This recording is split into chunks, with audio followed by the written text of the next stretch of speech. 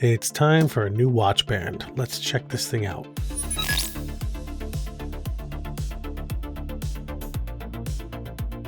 So it's that time again. My watch band is getting kind of beat up, so I found this thing on Amazon for about $22, made by Nereides. I had to look up how to pronounce that. I'm sorry if I'm butchering it. And like I said, it was, I think, $23, and it's for the Galaxy Watch Ultra class of watches.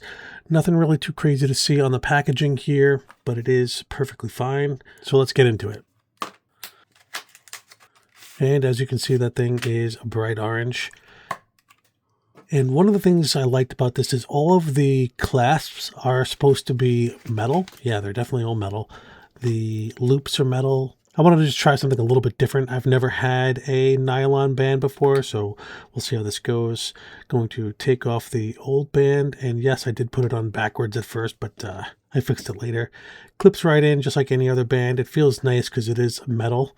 You have to keep this little bit of nylon out of the way, and there's not really much to it. The quality seems really good. The material seems nice, nothing frayed.